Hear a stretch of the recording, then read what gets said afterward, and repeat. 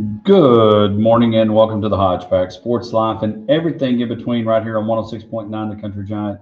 We are live here presented by Lawrence, good night, Almighty, Live Land and Cattle. We are in the Lawrence Hall headline report heading your way. And of course, we're in the Potosi Live studio.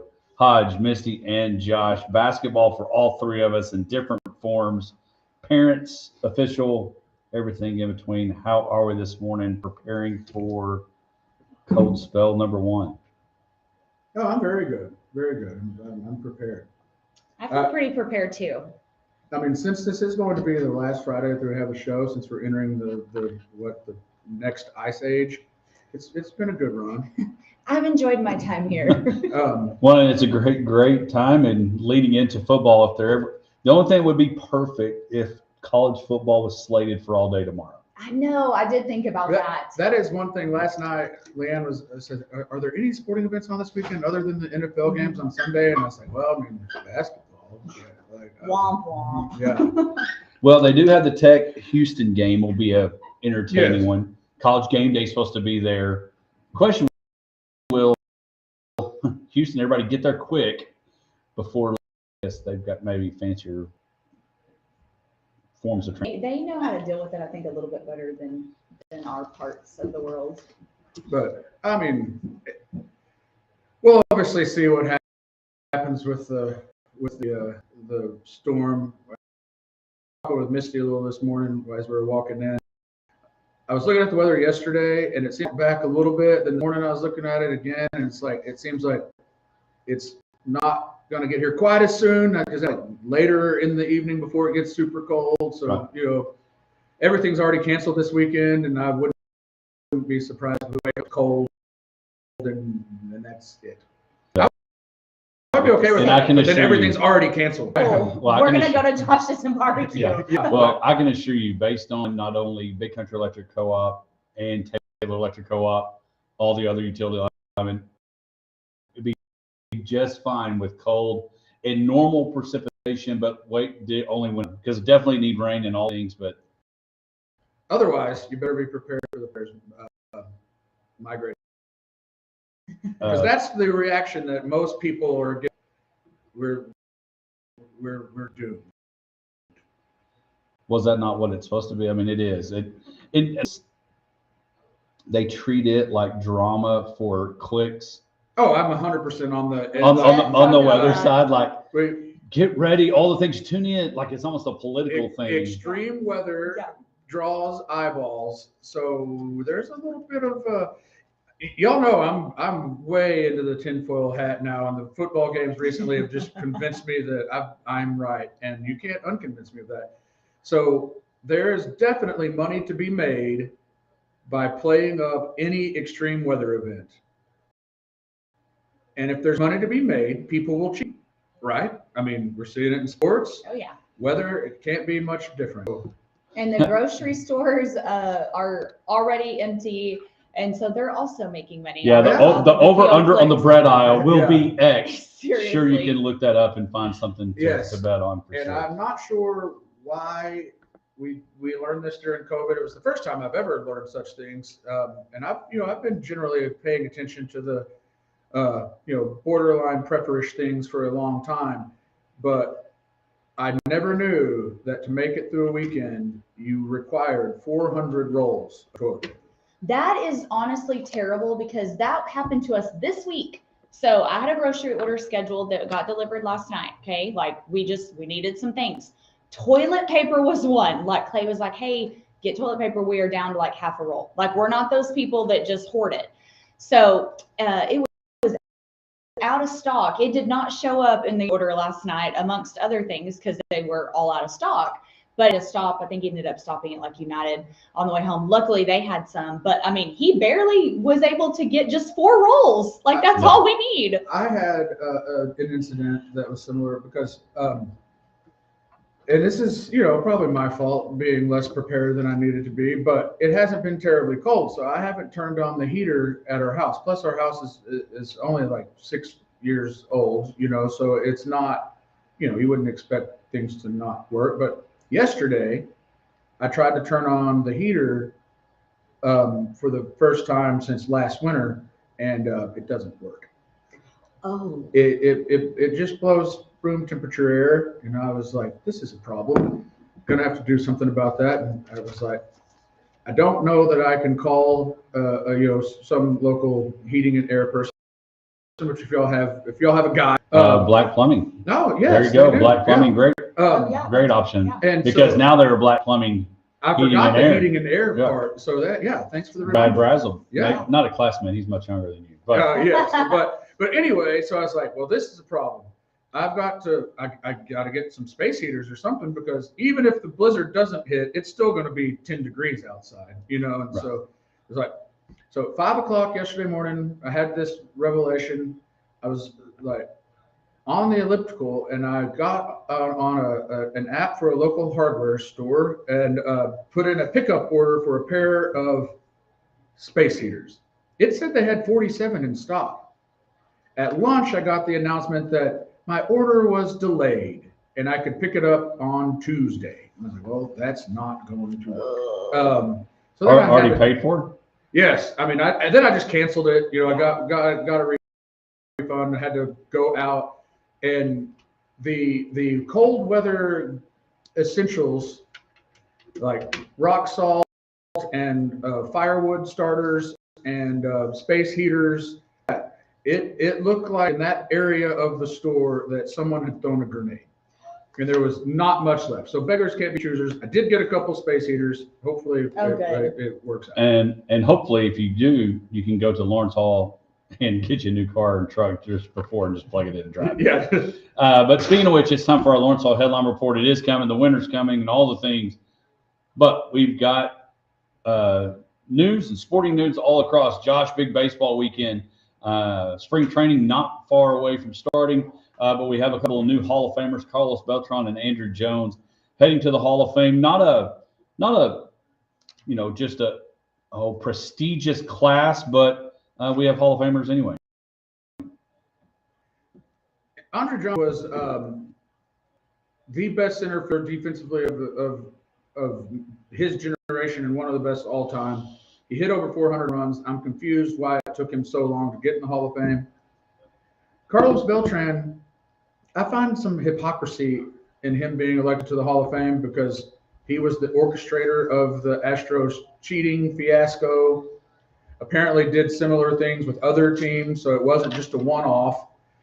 And, we somehow don't want Barry Bonds in the Hall of Fame because he cheated, but then how many of Carlos Beltran's accomplishments were because he was cheating? It's a weird. I think he's got Hall of Fame numbers. He was a great player, but why is one form of cheating a disqualification, but another form of cheating is like, all right, here you go. The biggest deal is you go ahead and open up the floodgates and start bringing. I think you should let them all in. That is my opinion. Andrew Jones, as a Braves fan, congratulations to him. Ranger starter from the Nationals, McKenzie Gore makes this, I would think, a starting rotation that you're pretty proud of heading into the 2026 season. Yes, he was an all-star last year. He's got crazy good stuff. I think that he is a couple of adjustments away from being very good. And if you look at what happened last year with Jack Leiter and that step up that he took through the development and he credits Evaldi with a lot of that, but with just the Ranger staff as a whole.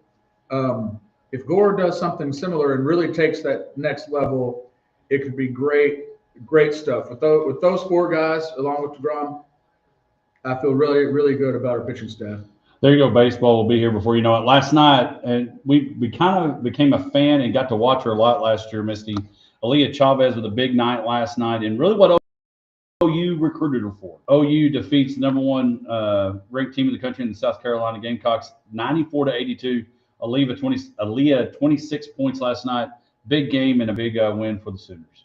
Yeah, I was actually thinking about her because I don't feel like, and y'all can correct me as I know you will if I'm wrong, but is it just me, or has the transition to college ball just not really affected her? I mean, yeah, I know she's not dropping 50 like she was in high school, but I just feel she's like not going to be doing that. Right, but I just feel like she has had a easier time or no real transition. It's like she just stepped on the court and was like, all right, here I am. I don't know. It just feels like it's There hasn't been a hard jump for her. I'm not saying that 5A Texas high school basketball isn't.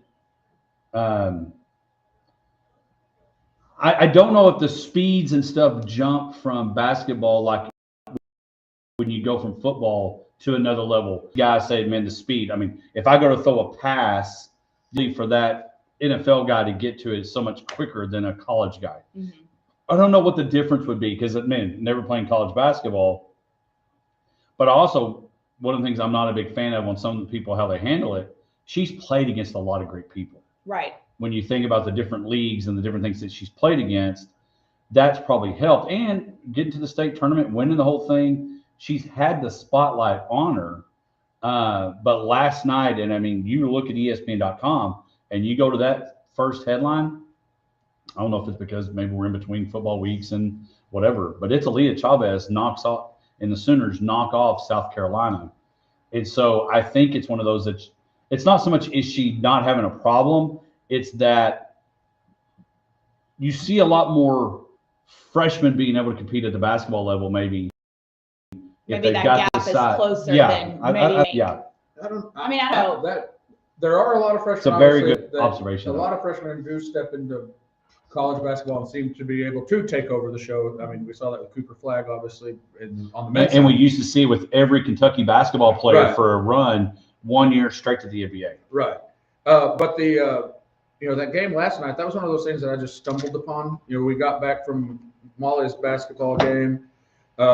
Just admit you have your DVR I set to did record. not. I did not. I was because we know you love women's basketball. Yes, I cherish every minute of women's basketball. I turned on the actually one of my kids turned on the television, and there were the games, across the screen you can see, and I was like, oh, Oklahoma girls, I'll check that out. And at the time it was like they're just at the end of regulation, and she didn't have that many points, and then it said that she had 3 points in the first half. She went off in the second half. It goes into overtime, and in overtime she was just took over. It was cooking. And it was impressive. Yeah, she had a big game, and so look forward to seeing what that looks like. And again, remember, the other thing is she's playing the SEC, and very tough basketball in the SEC on the women's side. Real quick, Pearson Cootie, grandson of Charles, leading out at the American Express. When we come back, college football, we have a champion, and nobody thought it would be them, but they're champions now. Yeah, maybe you're right. Maybe it's just not as big of a jump. But I just feel like, it's not like you're playing at a little college. It's not like you went to you're at a power right. School. And I just feel like, again, doing very, very well at the next, and I just don't know. I feel like there sometimes is more of a struggle or a transition, and it seems like she walked on and was like, I'm here and I'm taking over. But I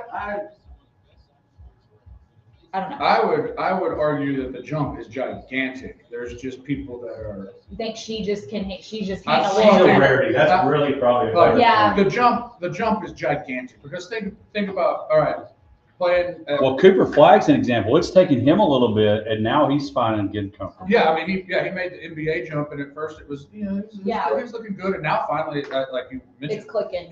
he's now obviously a superstar. Well, and I think everybody thought it was going to be easy. But because you think just the general, you're playing at Lubbock, Monterey.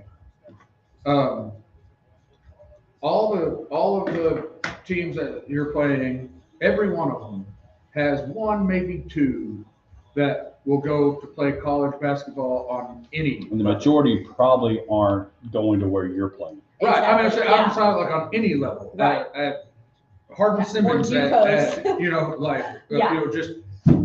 just any level. There's one or two on each team. And so you go to, SEC, you're talking about there's one or two in your entire region. Oh, like Like how many people in the Panhandle region of UIL are playing like Power 5 girls basketball. Like, Right. No, yeah. I mean, Well, and the thing for her Power is she was forward, playing whatever. those crazy tournaments like all over Yeah. the world and seeing different competition. But I don't know. It's just I was having that conversation with Molly this morning about how each year when you so you're like just she was talking about some issues with the team running the play as called, like, and I said, well, Molly, you just got to realize that, like, there's people that were playing in 7th grade, and when you jump to 8th grade, there's going to be some of those kids that are not, floor intelligent enough, they'll stop playing. The ones that are not as athletic, they'll stop playing. And then you go to 9th grade, there'll be a few more that drop off, and then oh yeah, like, each year. and then like every year you go, the competition gets harder because the where you separate the wheat from the chaff, I guess, as they say. I mean, from the boys. Yeah. Absolutely what I'd say. Yeah. Is that one of those other phrases? I did hear, oh my gosh, what was I watching? It was like, man, they came to play. And I was like, there it is. There's the phrase. Oh yeah, we already talked about that. Plays like a man among boys. That's one of my favorite. Oh yeah. But sometimes it's very true. You see it a lot in college. Players that, like, it looks like a grown man playing in the backyard with some kids. Yeah. We handled Graham pretty well last night. It was actually fun to watch because all of the girls got a lot of playing time, and it was fun to see some girls that don't get to play that much normally. Like, everybody was contributing, and it was, I don't know, it was just really, it was a fun win. I had never been to Graham. It's a pretty good little town. Yeah, I was like Whataburger, Starbucks, Taco. Like, I was just like, wow, this town has got like, I think 8,000-ish, and I was shocked with all the stuff it had. And there were the steers. Yes. And the Lady Blues. They weren't called the Lady Steers like we were as Heifers.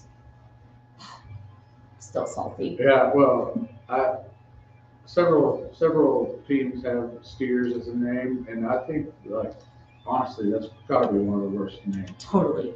You were separated at birth to be food. You're a heifer.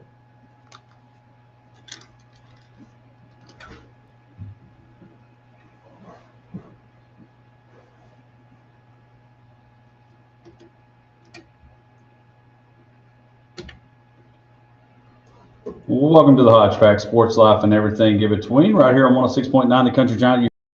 You hear Chris from ESPN on the call as Fernando Mendoza, 4th and 5, the call after the timeout from Coach Kirk Signetti, sends the Hoosiers into still a great game and a great deal, but solidified their first ever national championship in football. One of those stories that we were not familiar with. I want to encourage you, after this segment, we'll have Laura Rutledge from ESPN give her thoughts on the college football season. But what a exclamation point ending to the Hoosiers winning their first national championship. Oh my gosh. It was probably one of the best sporting events I think I've ever witnessed in my entire life. Like, I was sitting here thinking, what trumps this?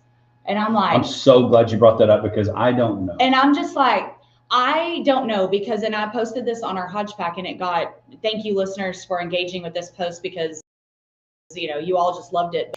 I had posted this. Tony posted a 2-star QB scrambling for potentially the national championship winning touchdown on 4th down in his hometown against his hometown team after winning the Heisman for the most losing program of all time. And this is what gets me. While his mother with MS screams for joy from her seat, is possibly the limit of how good sports can get. There was so many reporters putting things out there like that, but I saw that one, and that one just like hit on all levels, because how can you not just root for this team, this guy, his personal story? and just gutsy calls, making things happen for his team. I'm still just floored that we got to watch what we got to watch. I agree, and we were at Mulligan's watching it, and it was a good game, and there were some annoying parts of it. Sometimes people need to know if you can't handle a room, you need to stay home, but that's another story. But what they're able to do, and really, I'm going to tell you, it was a much better game than I thought. I thought Indiana may run away with it. But Miami, and we talked about how well Miami's defense is and line of scrimmage and all that. And Mendoza, we talked, has he been hit? He got popped. Oh, he got And, popped. and Zach made a good point, again, former co-host that's been on as guest before. Josh, it was after you had gone home. But, we saw that hit that Mendoza took on the chin, but it was on a part of a run pass option. He took off and kept running and became a runner. And really, you're taught to hit him in the chin, and they did. And he had the blood, and it just like almost as a competitor fired up Mendoza a little bit and said, all right, let's go. But Becker, and again, we had literally, it's kind of funny. Y'all were talking about the stuff that y'all were talking about on y'all's walk-in over at the Mall of Abilene. Appreciate y'all coming out, walking. Ladies walking around there. She's a new mall walking. Anyway, but we were talking how well Mendoza does the back shoulder throw, and he was doing that on repeat with Becker. It was just you have a really to give credit to Becker because he had some incredible clutch timing catches. Yes, because all Miami really needed was the ball back. Yes, and we saw that when they did get the ball back, they had a chance. In that last interception that Beck threw, underthrown a little bit. If it's thrown over the top, we have a whole nother crazy game. Yeah, no, absolutely. I'm just still living it in my brain. But the gutsy call on 4th and 5, and he is just like dodging bodies and then just lays out and takes that shot to the back. I was like, oh my gosh. Like it reminded me 96, 97, it might have been 98, when John Elway takes off running against the Packers and does the helicopter hit on his big run. But because a lot of people probably thought they called timeout, or what are we going to do? And maybe a lot thought we're going to come take the points. Because if you don't get that, and this is I agree with Misty.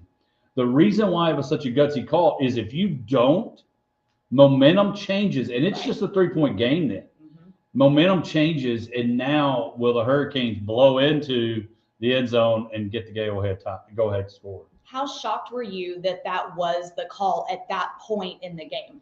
Well, that's what I'm saying. I thought when they called the timeout, I was thinking there was like 9 minutes left, something. But there was still plenty of time, right? But how? But it was still at the bottom of that where Miami. Because here's the thing: when you're the underdog, which Miami was, Josh, right? You're the spread guy. They were the underdog. Miami was the underdog by like 7 or something like that. It was 8. But my point is, when you keep the underdog in, their leader rises. So if they get a stop, now there's a little more. I don't know how much of the home crowd stuff mattered because I think Indiana traveled well. But when you start thinking about that, now momentum changes. And if I've got confidence, it's a whole nother ballgame. Mm-hmm. If I think it's over, then I'm throwing the towel. So going for that then was huge. And I thought it was a very Signetti-like call. And not only was it that, you kept it in the hand. And Mendoza was on Fallon, and he said, no, it was called. It was a run play called. That draw play was called. Put the ball in the hands of your Heisman. Put the ball in the hands of your leader. And he took off, and as they say, he got the yards and then got a little bit more. No, it was very impressive. And it was a quintessential moment, in a college football championship game. It reminded me of when Vince Young ran that touch against USC. Like that was a long time ago. But just one of those moments that was just an iconic moment in a championship game. It was a fun game to watch. It was good to see a team that's not one of the blue bloods, and in fact the exact opposite, as Misty mentioned, have that sort of success, because that gives you the kind of the everyman feel, like if they can do it, we can do it, so it's like and nobody wanted, like, a lot of those players. That's the thing, and that's what they talked about. A lot of them, they're like, that, yeah, Miami didn't want us. These other teams didn't want us. And Indiana was like, we'll give you a chance. And then now they're the national champions. It is the truest, like, Cinderella story, if you will. A 16-0 undefeated Cinderella story in Which progress. is crazy to even say that all in the same 16-0 undefeated is a Cinderella. Yeah. Oh, well, yeah. Right. I mean, it's but wild. it's the build up to it. And one thing that I do just have to point out, I mean, I know that I have a lot of conspiracy theories with college football, and I had no inside information, but I missed the final score by 1 point. And I said take the under and take Miami, and I was right. Well, there you go. I missed it by 1 point. Well, if it ever becomes legal, you'll be our Well, Peter, I wouldn't Pete go that Ford far, Bob. but It was funny whenever they interviewed him post game. He dropped a little F-bomb there, right there on national I know. TV. Yeah. And I thought, okay, you know, he's talked about how he's got good PR and been trained well or whatever, if you will. And then it was like he wins and everything goes Yeah. out the window. So Well, that did make me laugh. It's a moment. It was a moment. But I appreciated it. I was like, yeah, like, you're right. Let's go. If you missed it, that's what he said. But there another phrase in there, or another word in there. But man, it was just incredible. But his mom, everything, all the And feels. Adam Schefter tweeted this out at 48 minutes ago. Indiana quarterback Fernando Mendoza announced that he is declaring for the NFL draft, which he is widely expected to go number one. Which I think the Vegas Raiders, they're going to get a new coach. They have some weapons for him. And Genty, and you got Brock Bowers, and you add a couple more to it. Crosby, they got a decent defense. You're going to get tutelage by the greatest maybe of all time in Tom Brady. So maybe being number one in this situation won't be so bad for Mendoza. So he's made that decision. When you start thinking about it, and Misty kind of brought it up a little bit, what can you compare this to? You know, Butler would have been it, but Butler missed their three against Duke, and Duke won the national championship.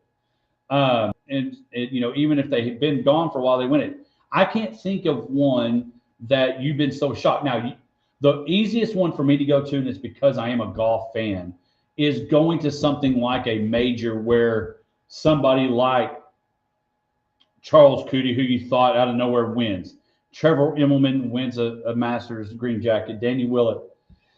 You know, if the Rangers would have beat somebody besides the Diamondbacks, you might have thought the Rangers World Series could have fallen into that. You know, you really can't say TCU because TCU went and got their brakes beat off by Georgia. I can't think of really oh my goodness, they're in it shocker of a champion unless you go back maybe to Eli Manning beating the Patriots that were undefeated. Yeah, no, I agree. I think what also sets this specific apart is the fact that they were undefeated, and the most losing program also kind of sets it apart. And I think it's kind of in a league of its own. I'm not saying it's not ever touchable, but right now in recent years, I'm struggling to think of anything because of those two things: losing his program plus undefeated. To me, that elevates it a little bit more and makes it harder to compete with. Is there anything else like this? Well, I think you're exactly right. There's nothing else that's there on that perspective. But when you start trying to figure out, all right, we've got a silver medal, we've got to give out. We got to give it to somebody. Trying to figure out who that might be. Yeah. You know, do you call Buster Douglas knocking out Mike Tyson? Maybe is that it? Because I'm sure nobody thought that ever was going to happen and Mike Tyson loses. right. Yeah, that's a good one. And so I think that may be like the closest to anything like that, because again, we talked about it a few weeks ago. If Kansas ever becomes good at football, it would be the equivalent.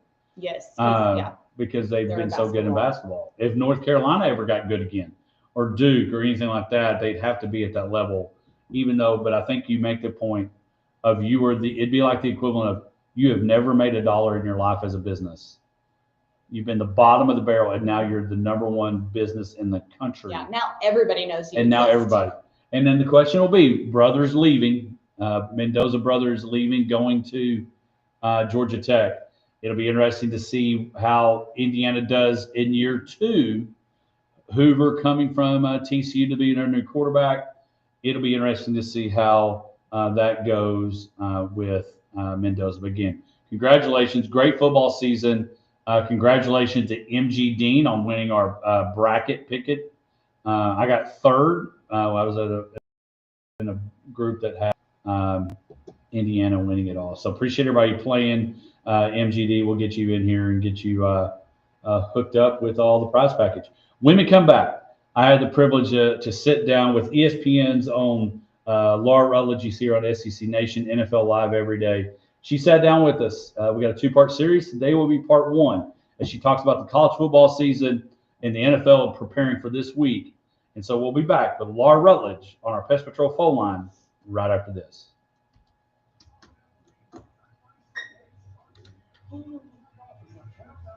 Oh.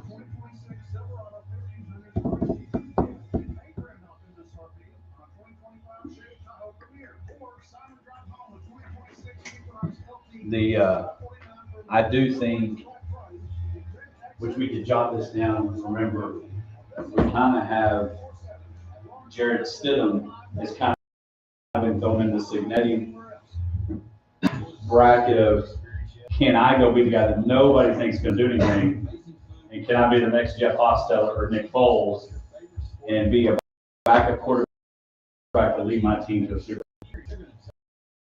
Oh. It would be a very Cinderella story. The thing is, it's very different than Foles or Hostetler because those guys had multiple games.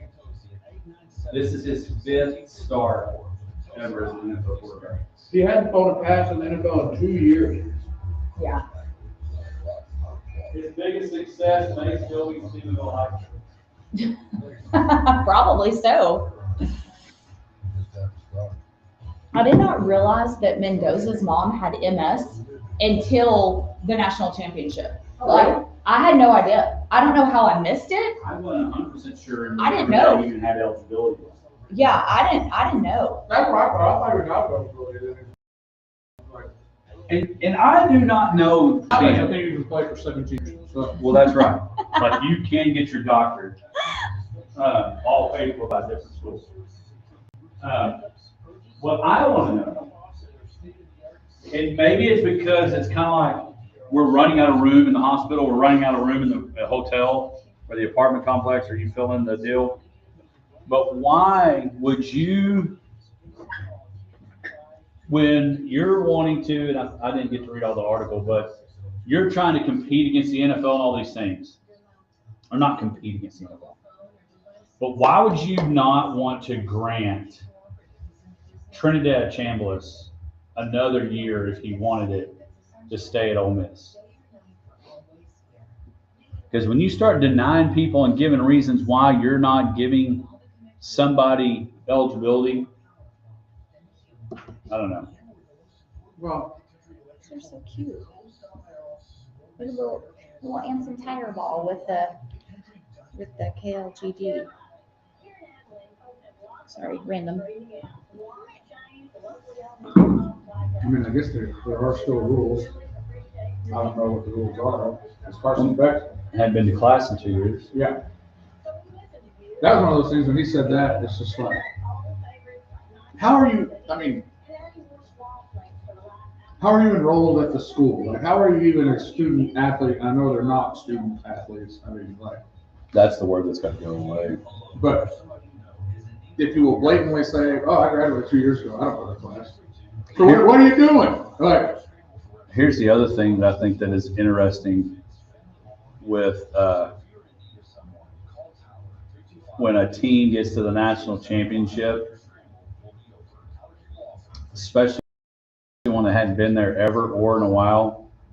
Looking at this video of Mark Cuban, start finding out who their alumni are that you had no idea. You're like, Mark Cuban went to Indiana, Robin Roberts went to Indiana, Joe Buck is a Hoosier. You start seeing these people that are Hoosiers like, you never told anybody that before. well, when I saw that Indiana had the biggest alumni base in the country, I was shocked by that.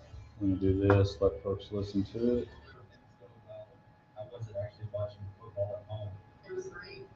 loved it. Yeah. I want this more often. This is fun.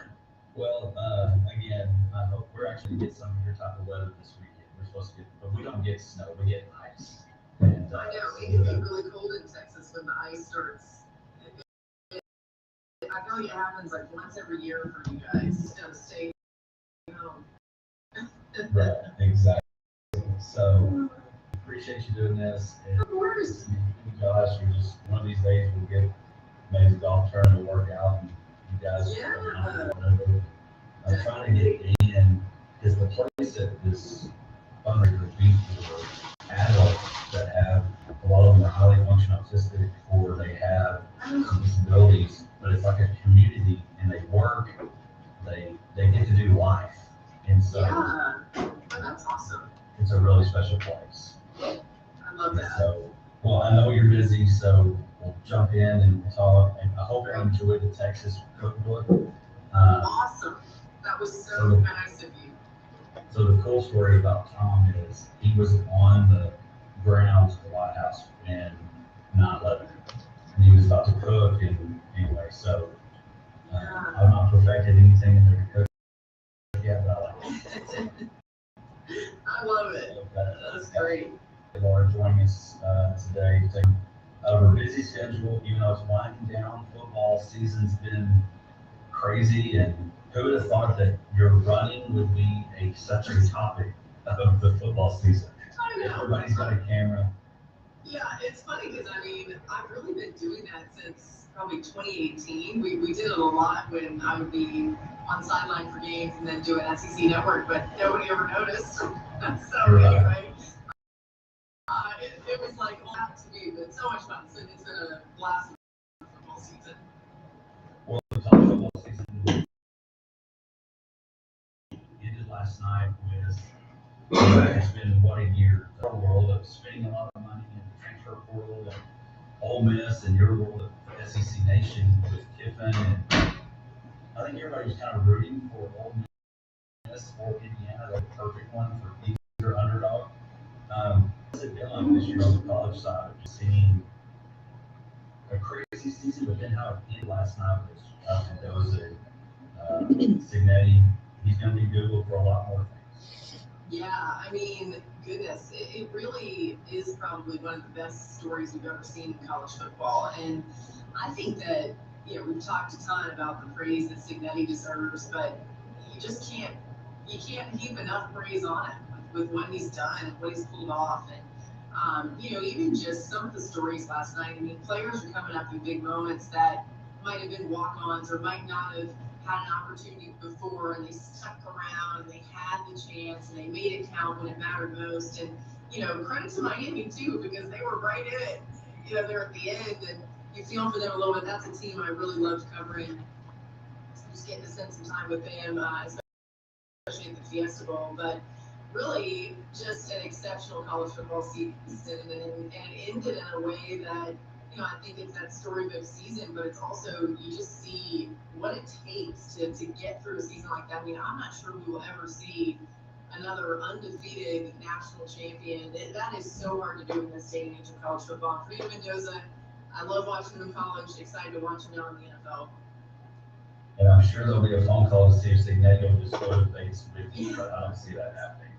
I don't think he's going to leave, but yeah. So I know you get the SEC Nation schedule as the games happen, but I'm pretty sure September 16th, you already know where you're going to go, and Ole Miss and LSU. That whole coaching saga of, hey, don't go over there and coach, we'll be fine. Is that just what said?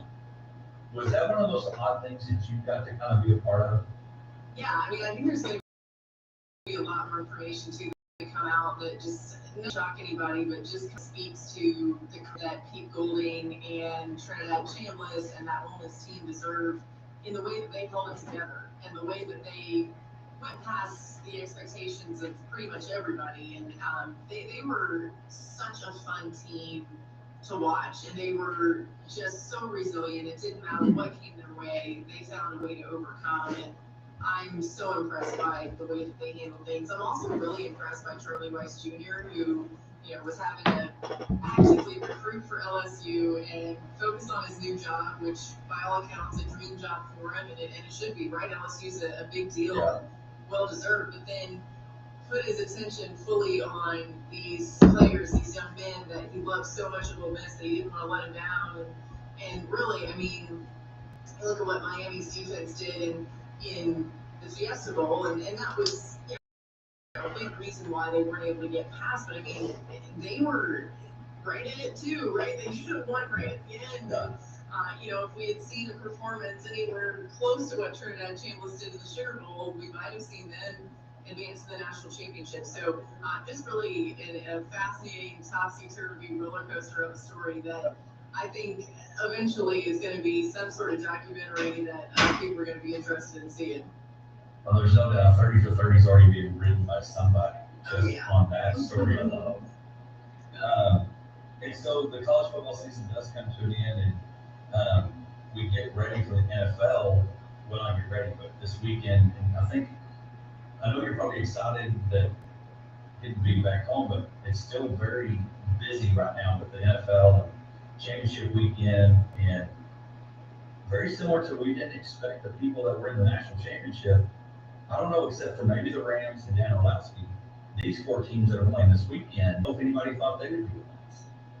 Yeah, I mean, it's pretty crazy to think about, here we are with conference championships, no Lamar Jackson, no Josh Allen, no Patrick Mahomes. I mean, they're all in the AFC, but no Eagles, no Jalen Hurts. There were so many, I think, people that looked at the beginning of the season and thought, man, the Eagles are stacked. And look at their roster. How in the world would they not at least make it back for a chance to play for the Super Bowl? To not even be in the NFC Championship game is not something I saw coming. And we also thought the Ravens had one of the best rosters, and I still think they do. And who would have thought to start the season that we'd be saying, well, yeah, now John Harbaugh is the coach of the New York Giants. I mean, it just wouldn't have even.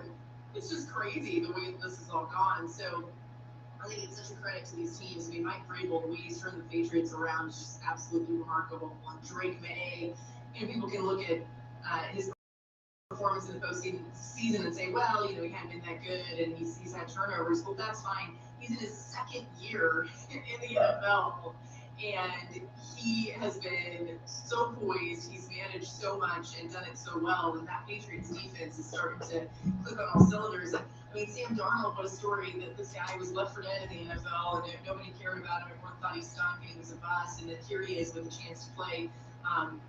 For an opportunity to play in the Super Bowl. Like, the stories just keep on. Matthew Stafford, you mentioned the Rams, that they were a team that you could have said, oh yeah, they'll be there potentially, but for them to do it the way they've had to do it, and for Stafford to be playing as well as he's played this year at this age, I mean, remarkable. MVP level football. And the Broncos, it's a heartbreaking story about Bo Nix. Just absolutely a gut punch.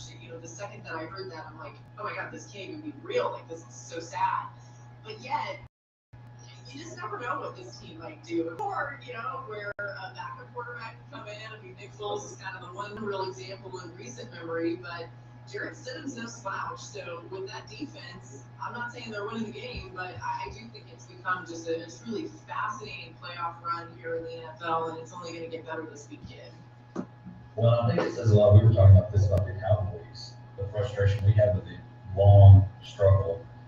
But a lot of credit to Robert Kraft and the organization of the Patriots that a small hiccup in between exchanging from Brady to May and really from Belichick to Vrabel, the success they've been at. And sometimes I think Kraft gets forgotten on that.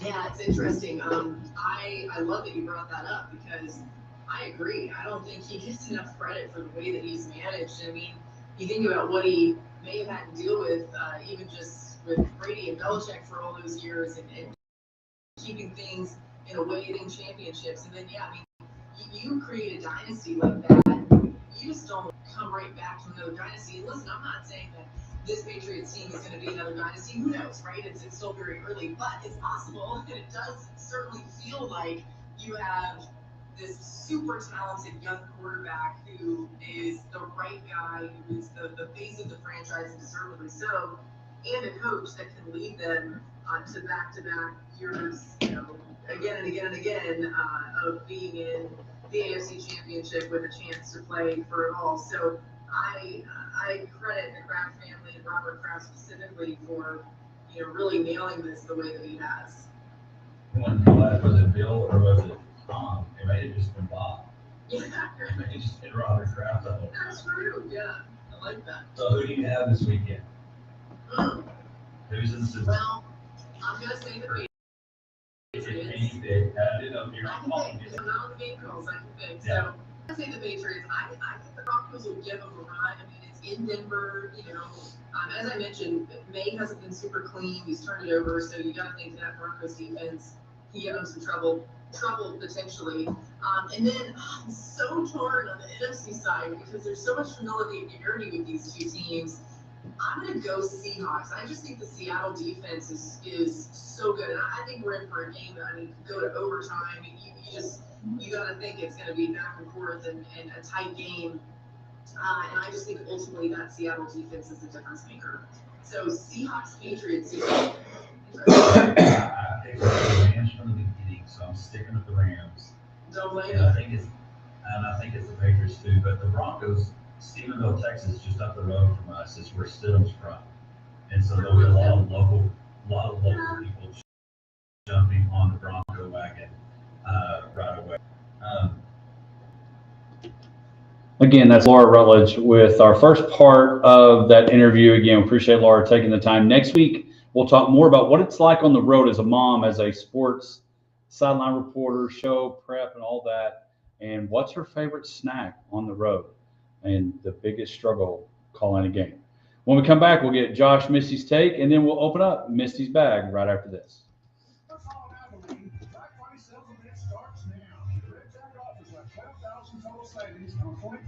Great interview.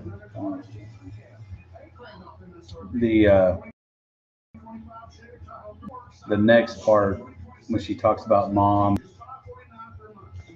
that's really cool. We are both rocking the throwback hats today. I like it. I was thinking he's got this pretty cool speaker that is a lot easier to take on the road. They did a on the road live remote at Golden Chick last week. Uh-huh. They were having $2 chicken sandwiches out of nowhere, Oh, like fun. part of the promotion. Anyway, I know your kids are busy, but thoughts on maybe doing another one of those? I always liked the other road shows. Those have been fun. We haven't done one in a while. Well, in my understanding, they're getting a new software that we wouldn't have to have somebody back here. Oh, cool. Like you would just go into the show from where you're at. Yeah. Well, that's cool. So we could do a 7 to 9 at X. Somewhere. I see we have a new screen. Or right, this little computer screen. Yeah, that's going to be changed to a bigger one.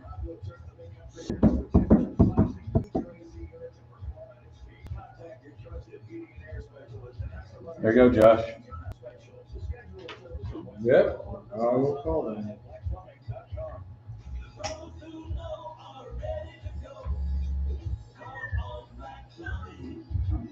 Help is on the way. I think I could be a jingle singer. I think you need to Okay. pursue that career. Have y'all seen the girl Romeo that came up with the Dr. Pepper jingle and got $1 million check that like blew up in the national championship? It's Dr. Pepper, baby, it's good and nice. Do. That's it? Yeah, that's it. 2 mil. 2 mil here's for the that deal. jingle. Charlie Sheen on 2.5 Men. That's all he did. Yeah. I Proper. I think I need to be a jingle writer. This girl got because she went viral and Dr. Pepper was tagged and the commercial played. Maybe I need to do that with a double decker. I mean, it's amazing. And now it's funny. Everybody on TikTok's like, hey, Pepsi, you know, like, Pepsi. So funny. Like, all these people trying to get their. Hey, I don't think we their caught dollars. on the lap. Did you look? It's so funny. What? Huh? We got to catch it on the lap turn. What are we trying to catch? See if this person is. Missy's trying to figure out if we know the mall walker walking. I can't tell. There's a new one. I mean, and it's funny how you can tell that they're new. They're little. They're about to make the turn. All right, let me know if they're behind me. I'll make it very often, quickly turn. I'll give you the head nod like a bull rider. Open the gate. We're not there yet. I'm just gonna I look. gotta get ready. I'm so under the directory. They're coming towards us. I need them to pick it up. They're walking too No, slow. it is not. It's not her. So no need to do a crazy. Hey, go ahead.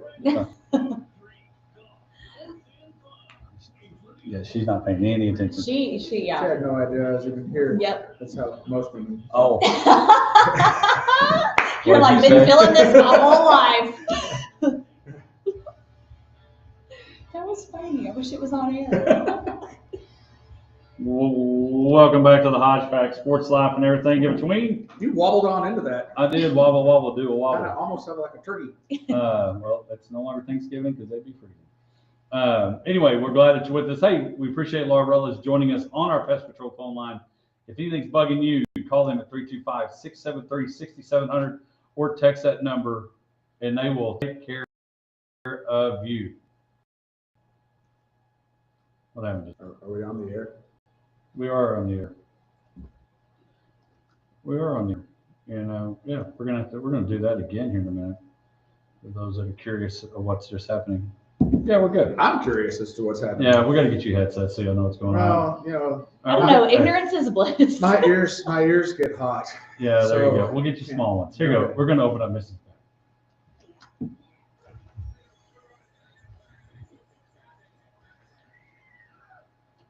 It is time for my bag this week. Of course, shout out to Mulligan Sports Bar Grill and Golf located at 1166 Ben Ritchie Drive. Be sure to watch their Facebook page and all of the businesses this weekend as we prepare for another possible snowmageddon. So actually talking to Kyle last night, you know, Maxwell, all the things. He went to his first city council meeting, official, that he will be running Maxwell, as we have about in previous weeks, but now signed, sealed, and delivered. So exciting for Kyle, operator of Mulligan's, and so all the things. So keep up with their Facebook page and go like the new Maxwell face so you are in the know. You got to be careful. There are 2 Maxwell Facebook pages. There are. I Make was sure. confused by that. Don't get confused. Make sure that it is the new and improved New one, and and improved. that there are recent posts because Different logo too. Yeah, they've been doing a great job of keeping you informed. It's On his all the own things. DIY project with all the, it's almost like a network that has initials type Okay. project because they're painting and doing all those things. Yeah, they're going to be doing a lot of renovations, so I'm super excited to see what they come up with. So That guy was carrying his jacket out during that. That's just added. maybe it's a weighted jacket. Maybe so. Maybe He's it's part of the like- workout and you just don't even know. I don't. It's like next level. Maybe I need to talk to him about that. Do y'all That's- grunt when you work out? No. Oh, you know, some people are like, and then each I mean, curl. You know. When you're rocking the elliptical at 5 a.m., you're not like. I mean, sometimes I do breathe hard, but I don't make other Oh, sounds. please, Oh, please make okay. that a hot take. Well, Yeah. If you're having a hard time getting through the ice or snow, just do this. I mean, get on the elliptical if the Yeah. electricity's working. You don't need electricity for it. I mean, it wouldn't even have the Thought- resistance thought- controls. but, right, I yeah. like the resistance. I mean, you can still do it. I need to plug it in. But Okay. I guess if it's snowy, I'll just like make some snowshoes. I read a story about that once, making your own snowshoes. So I'm prepared. Arts and craft at the Greer. Yeah. All right. Sorry. We totally derailed, but I love it. That's what Misty's bag is. The weirder, the better. Okay, so we're going to go into a land of, you know, this is what you are now. You are a DJ. You are in charge of playing the music for the first dance. at a wedding, and then after you've got a gig at a funeral that you have to play a song after the eulogy. I've never been to a funeral with a DJ. It's a celebration of life, baby. Okay. So it goes terribly wrong. What song accidentally plays at each of these events that gets you fired from any future gigs? So basically, Well, I mean, at the funeral, if you accidentally played Boys to Men Into the Road. I mean, that's actually that would epic. actually be like a good song. You'd be like, people just be crying. Like, That's All right, actually let a me- really good okay, one. Oh, no, okay, all right. You get your tapes mixed up, and you play "I Want to Make Love to You" by Boys to Men at the funeral and Into the Road at the wedding. Mic drop. I'm done. Oh my gosh. Wow. I'll make love to you. He's Not in the anymore. casket. Yeah. Oh, yikes. He's in heaven. All right, Okay, I don't I'm know done. that- I mean, Boys to Men is. Well, I mean, That you was a literally, lot that's how for- you get I canceled. actually love End of the Road. Yeah. Please play that whenever I die. Okay. Like, I think that would be hilarious. Into the Road, accidentally at the wedding. I'll make love to you. Your Boys to Men tracks get mixed. You no longer work as a DJ. Okay. I Actually, don't kind of really- like that. I don't really know. Yeah, you can't. That's that done. can be topped. Mic drop. I actually really like that. But I was thinking, I mean, that is like just the flipped tracks, and that's good. I was trying to think of something, like, oh man, I can't get the right song in my head, but for like the first dance, if you did something that was like, tip of my tongue, I can't find it. That's a problem. That is a problem. I'm going to bail you out, let you Yeah, think, yeah. because obviously I was actually just texting myself about this earlier while y'all were talking.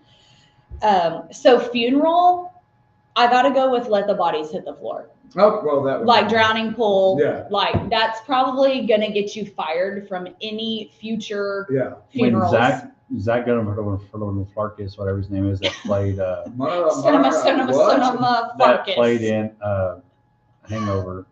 He had a Twitter, like, I guess a parody or whatever, and he had "Let the bodies hit the floor, let the bodies hit the floor." Laugh alert, like commercial. alert. I think that's great. But yeah, that was the first song that came up in my brain whenever I was thinking about this question. So that one, and then I think the first dance, maybe like a little before he cheats, Carrie Underwood. I don't really know, but like See, that could be I was epic. trying to think of a good cheating song, and that's what I Who's couldn't- cheating? Yeah. And who's being? Whose bed have your boots been under? That would be a good Yes. one. That was where I was looking for. Like, That's a good so, one. Oh, I mean, Shania. they got a question there, like Mama, their he's fidelity or crazy. Past. So yeah, let's go. Whose bed have their boots been under? Okay. And for the funeral, just any like. Jump any- around. Jump like, around. Anything that was just like your classic like stadium anthem, that just like hit hard right off the bat. It's like Another one. Bum, bum, bum. That one's catchy. That's a good one too. Another one bites the dust. Yeah, I love it. That, man, you're killing this, Todd. This is the best Hodge has ever done. No doubt. I'm not derailed this at all. I mean, What about like bananas? BANA. I mean, just like why? just like so what? random. Well, yes, but You know what? That would have been great to play at our friend Wesley's funeral because he was a fan of the old, I mean, yellow. There were banana shirts there. That would have been great for True him. story. He would have loved that. All right, hey, hold that thought. We're going to do the legal ID at the appropriate time this time.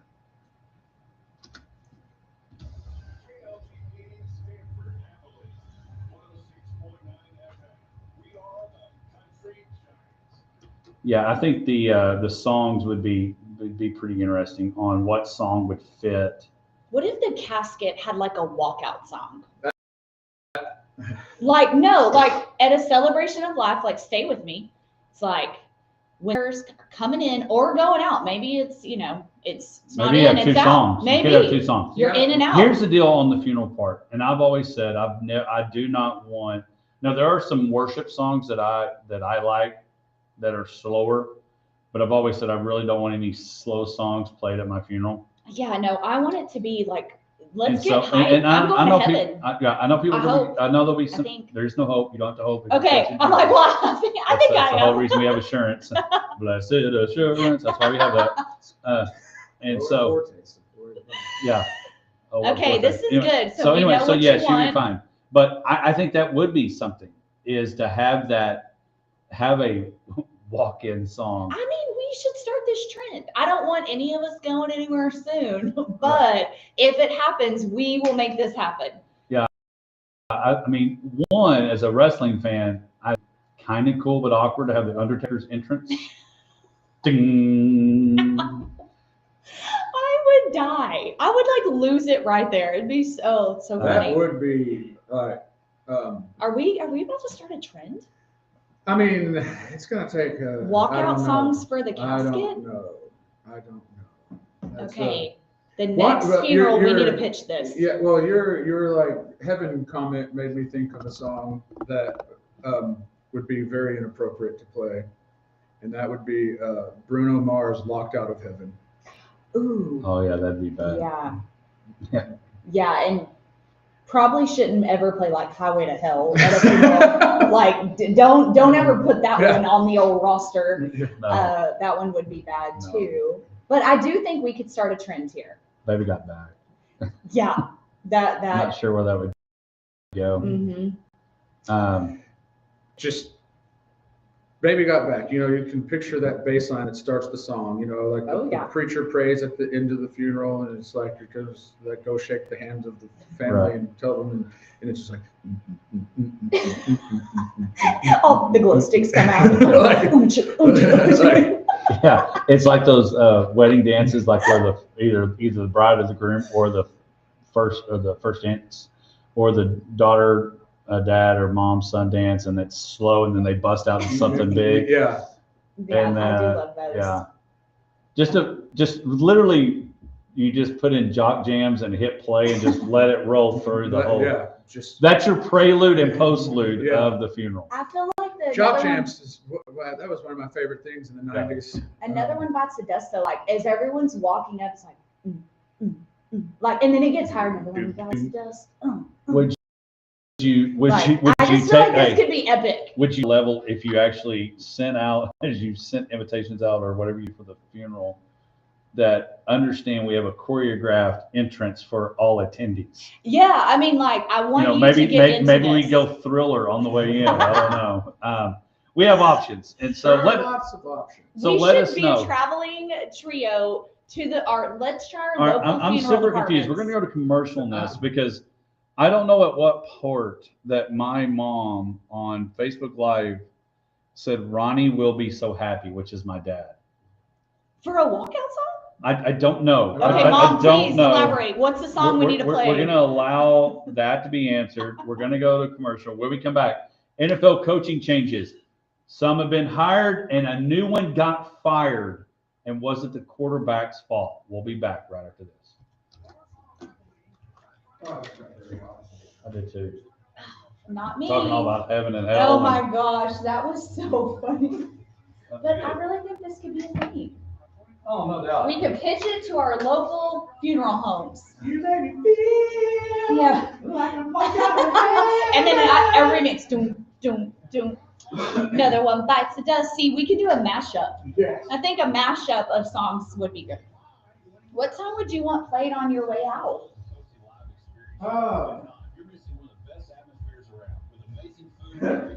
Jesus got my heart, but whiskey got my liver. Floats through life like a raft on a river. Oh, funny. I have been there. I think I would play like Girls Just Want to Have Fun. Like, please play that on my way out. Yeah, he's still singing in the bathroom. Like, He got really hot. that's so funny. You're having a little hot flash. Now he's laughing. Yeah, that was good.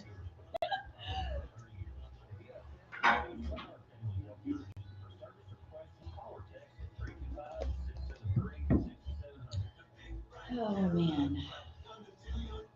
Call Pest Patrol. Cowboys football and Miller Lite. What a pairing. 10 cracks at kickoff. Tailgates going way past postgame. Sunday night overtime is all about Monday morning swag. You good? Miller Lite. The toilet seat, something just happened in there. Miller Lite, the only beer of the Dallas Cowboys. Dallas Cowboys. I'm digging up bones. We celebrate responsibly. What's Josh doing? He got very hot and flustered. He said he was laughing so hard, so he went outside to. Oh, Mom's gonna be happy about the golf course opening. Not anybody's Not anybody's funeral. demise. Not anybody's funeral songs or. Oh, that's so funny. I mean, you know, timing. I'm gonna text Laura Rutledge and say, hey, for the Timing record, matters. you're gonna have some fun stuff added to your podcast episode. Oh yeah, timing matters. Hey.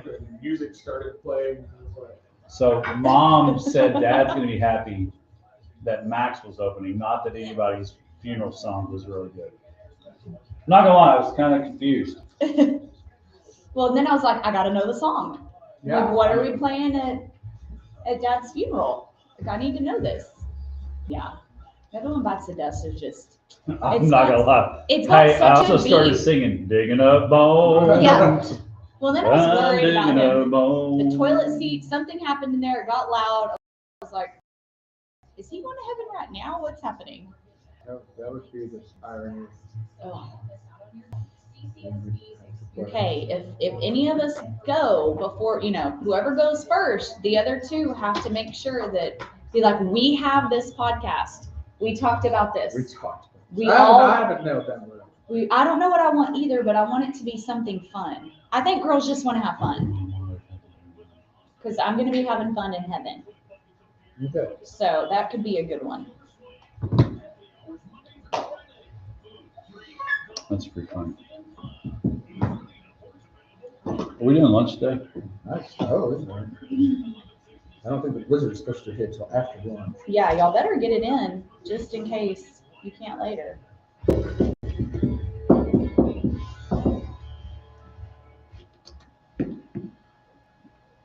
Welcome back to the Hodgepack Sports Life and everything in between as we kick off hour number 2 here on the Hodgepack, brought to you by Coleman County State Bank, ColemanBank.com. Go them out, let them know your mortgage needs. You're going to want to reach out to Tammy and her team to find that new house and all the things that you need.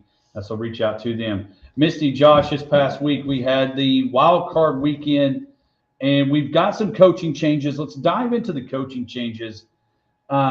We've had some coaching changes and hires. One of those is that we have had, first of all, John Harbaugh is the new head football coach for the New York Football Giants. Misty, y'all, what's your thoughts on we've got Harbaugh, who is a Super Bowl winning coach.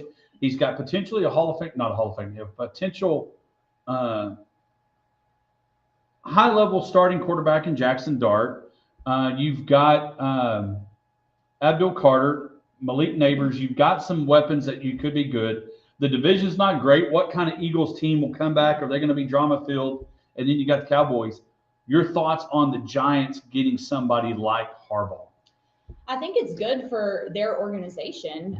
Obviously, they haven't been great in recent years, and so I'm not hoping it'll necessarily turn around because they're in our division, and I don't like anybody in our division. But I do think it was a good move on their part because you're right. The Giants do have some weapons, and so it'll be interesting to see what he brings to the table there, and if he can kind of change that franchise.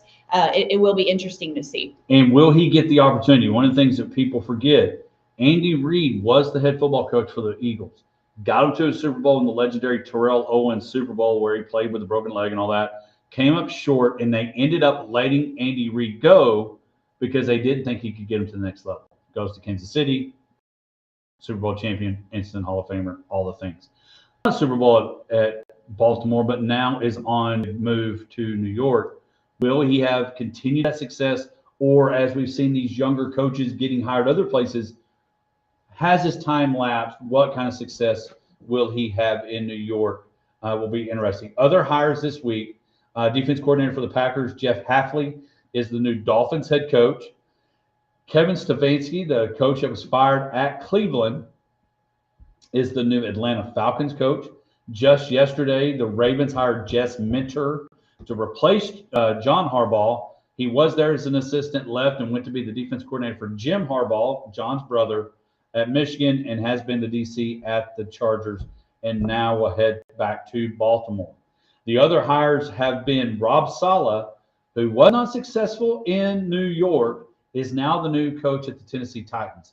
Jobs left open: Browns, Steelers, Raiders, and the one that I mentioned as we were going to break, as we tie the divisional rounds together, is Sean McDermott out as the Buffalo Bills coach after their overtime loss to the Broncos. And if you haven't had a chance to listen to the junk that Pergula, the owner, said why he fired Coach Sean McDermott, go listen to it. May try to find the clips, add them to our socials. I'll get them to Misty and all those things. Did Josh Allen cost McDermott his job? The fumble that Josh Allen had was pretty egregious.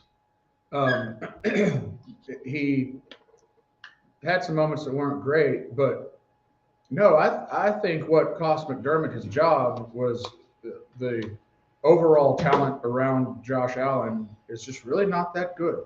Okay, so does that fall on him or the guy that just Or got the hired, GM. that just got promoted, Because and then they came out, and again, I'll try to search it. Well, I may turn some stuff over to you, and maybe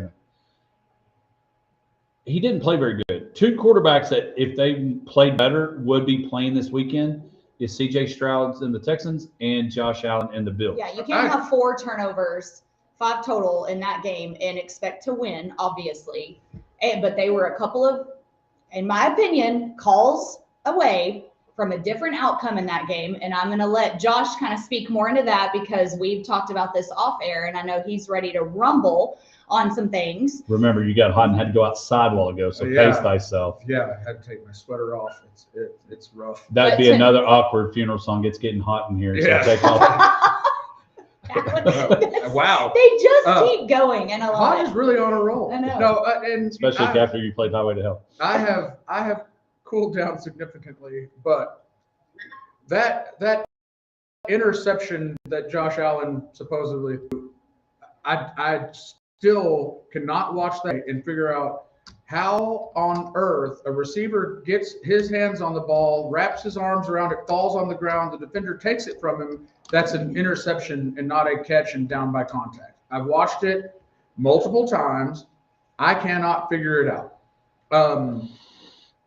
And that's McDermott talks about that in the post game, about like how he felt that was a bad call and how he felt like it at least warranted a full stop review. Yes. And he did not get one. He had to call a timeout for them to even. It was almost like and they were they hurrying. still didn't Okay. review it. Yeah. I don't understand, unless there was some expedited review. Scores and turnovers are supposed to be reviewed, unless for some reason they don't have to be reviewed in overtime, which if that's the case, that is a terrible, stupid rule. Any turnover, any score should be reviewed. I don't care if it's overtime, regular play, playoff.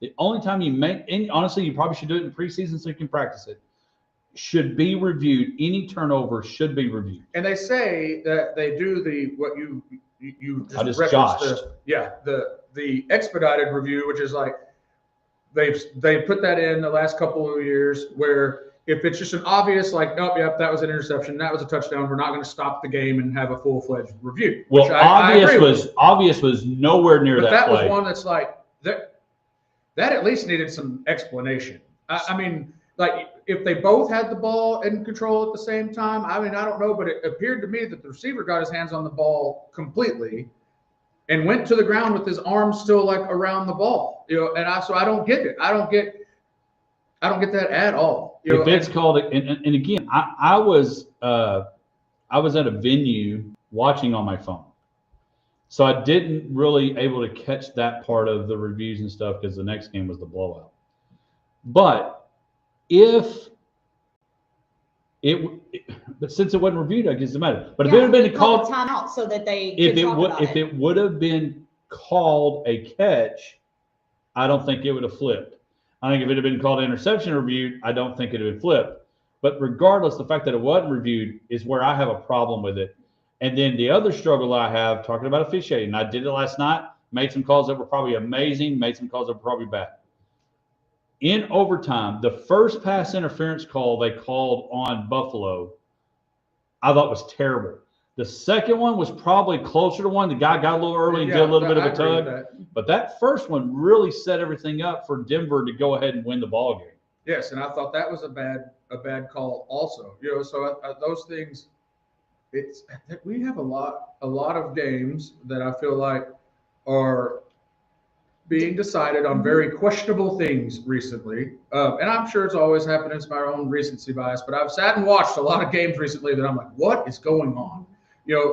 Should officials have to explain their calls in a post-game conference like the players and coaches? Yes and no. Well, ironically, they do this in here and in the NBA. The last 2 minutes they go under review. And they'll come back and say, yeah, we got that wrong, or yeah, we got this done. The problem with that is there's no repercussion. It's not like you go back and say, you know what, we're going to travel all back to Denver and replay it. What I think should happen, and since we're about TV time and we're about commercials anyway, they should find a way to say, you know what, you get 2 challenge calls,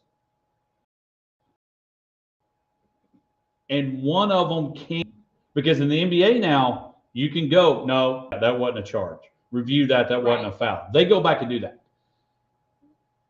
Give you another opportunity to go to commercial or give you another opportunity to sell another ad. But there are some penalties that I think should be reviewable. They tried it with pass interference a few years ago, but they never overturned any. And exactly because it was like that's incestuous. It's you got to go review your own bad call and then tell everybody it was a bad call. Right. And see, here's where I think that should come from. I don't think it should come from the crew that say they messed up, because they may have done it and all the things, and they may know they messed up. You've got plenty of money. You got plenty of people that you can sit in the front of a TV in New York and let them review it. If they get a call from the bat phone that says, hey, we want to review this, Coach Harbaugh now in New York wants to review this, or Sean McDermott wants to review, you look at it, because they do that in the booth anyway. They go to Gino Tessitore or Gino whatever, and then they go to Mike Ferfera, and they say, all right, hey, Mike, what do you think? Well, yeah, I think that was a pretty good call. Or, no, they probably should have got that right. They should have flipped that. Shouldn't have been it. They do that anyway. Have somebody there, and you could do that because, and that's what we said last night when we were calling. When you officiate basketball, you've got primary coverage areas where you're supposed to call in your area, and not like, if I shouldn't have, boop, I got a foul and it's right in front of Misty, you should call it. We said last night as a 2-man crew, let's get it right. If you see something and I don't, call it. That's what you need to have in that situation, because what we said is we just want to get it right. We want to get it right. And I'm not saying that still there aren't some missed calls that you go other way and it doesn't matter. But the main thing is you want to get it right. And I don't think they do. So I go back, and this lack of success, and it took forever before the Bills were successful before McDermott got there. And now they're searching. And as soon as that job came open, as soon as you walk in the door and they give you, okay, here you go, Coach X, here's your key to get in the building. You should get everywhere. As soon as you go, boop, and that thing goes from red to green, pressure, hit 10. Because you got an MVP quarterback, you've got a owner that thinks you should be better than what you just had, which was playoff success. And I go back to you, and you said this, Misty, last week, and I may have to go and do assist, or we'll go to commercial and come back because we'll finish it out with NFL. I don't think they've been the same since 13 seconds. Oh, no. Yeah, no, I agree. I don't think they've been the same since 13 seconds.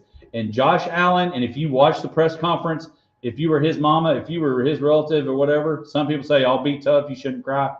He was emotionally affected by how he played in the result of that game on Sunday. Oh, absolutely. I mean, you know, this is such a hard year for the Bills because, you know, you don't have the Ravens, you don't have the Chiefs. It's almost like that extra pressure of like, hey, this really is your year because you don't have the monkeys that have been on your back for so many seasons that you have to deal with anymore. Like you're not distracted by them. You should be able to go. But also the GM, it just irks me because they had the opportunity to go and get some players before the trade deadline and they did not. And so that's what frustrates me. It's like, oh, all this talk about the coach and the GM gets promoted. And it's like, what are we doing? So obviously I am against the firing of McDermott. I get it. I know it's like, oh, he can't get over the hump, whatever. But he took it to the 9 seasons. It's like, come on. And though I love Josh Allen, but I'm like, you can't have 4 turnovers in a game, a playoff game, and expect to do anything. The plays were there. There were some bad calls, in my opinion. We didn't talk about the one where, and I can't remember who it was, but I thought it was pass interference. They didn't call it, where he literally grabbed his wrist in the end zone, and they didn't call that. Right. I mean, I feel like the Bills did get screwed on multiple calls that game, and so I just feel like they should not have fired him in that moment. I think more should fall on the GM and their idiot owner. And here's the deal for you. You better get it right this time. Yeah. You better get it right. And now they're interviewing, I think the most recent was like Brian Daboll. Yeah, they've got some guys coming in that, again, they may not have been good where they were, and maybe they'll be good as a head coach somewhere else. I don't know. When we come back, we'll keep getting ready for the NFL Championship weekend right after this.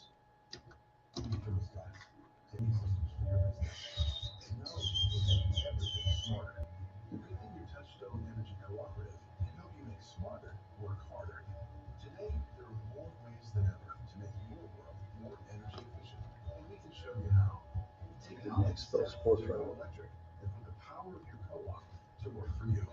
You know, your Big Country Electrical with cold style offs. Visit online at bigcountry.com. Big Country, my name is John Keeney. I am a resident at Disability Resources Incorporated. I'm here to tell you about our document destruction and reconstruction business. Our service. Let's see if I can get some of these comments. We are the DRI shredders, and we are here to assist and serve you in the destruction of your most private documents or any of those wrong documents. Everything call 255-232-918. Come on out and see us at 36 Tax Suite. We'd be glad you did. John has definitely left the Buffalo Bills. Starts now. Red Tag offers a 12,000 total savings on the 2026 Silverado 1500 RS3 cab. $8,000 off in this sortie on a 2025 Silverado Premier. $4,700 2026 Equinox LT for just $549. I gave Sean his first head coaching job.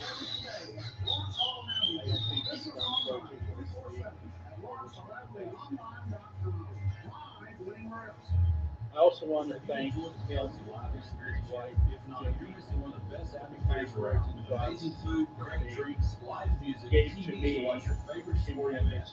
Tozy Live team will make sure you have an experience that you're going to tell your friends about. Check out TozyLive.com or go like me at Tozy Live on Facebook. right decision bringing a new coach.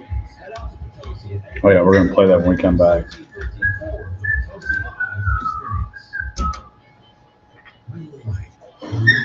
Good morning. What? Good morning. Yeah, he said, good morning. I know.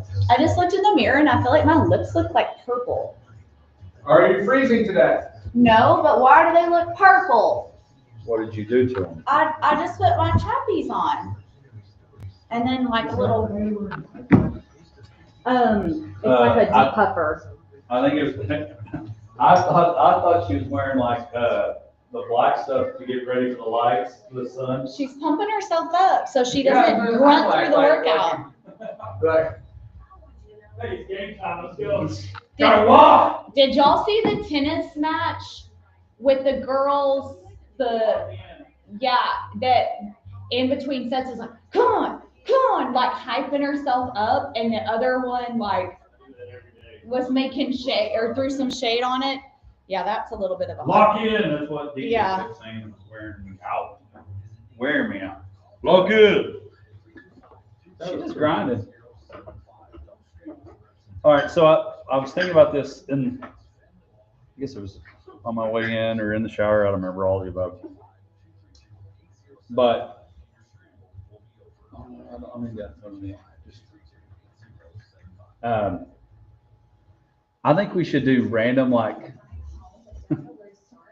I thought, what we called random people to see if they answer. Just call them. Yeah. Oh, you're live on Hodgeback. What's your hot take?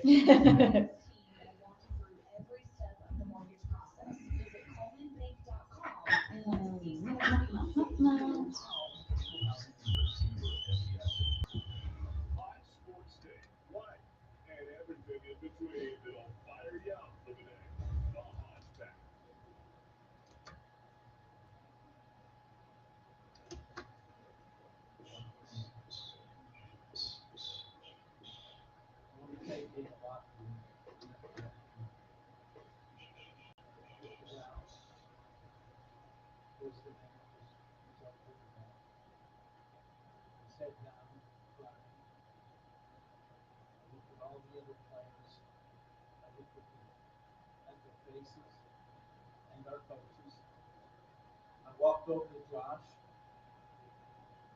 He didn't even acknowledge I was there. First thing I said to him, I said, that was a catch. That's Buffalo owner Terry Pregula talking about his press conference of why he fired Sean McDermott. He said he walked over to Josh Allen, didn't acknowledge. That ought to be your first example. I'm not saying he doesn't or doesn't, but that's not a lot of respect. If my boss came over, no matter the situation, I'd at least look up, even if I was like, hey, how you doing? Now I'm going to go back to crying. Doesn't do that. And so Sean McDermott out as the head football coach of the Buffalo Bills. Plenty of jobs left open. You've got, obviously, the Bills is open. He's not going to go back there. Browns, Raiders, Arizona Cardinals, and the Pittsburgh Steelers open. I'm wondering what kind of fit. You know, I've heard Joe Brady, which is the offensive coordinator for the Bills now, as a fit. Davis Webb, who played quarterback at Tech and a lot of other places, real good friends with Josh Allen, maybe going there.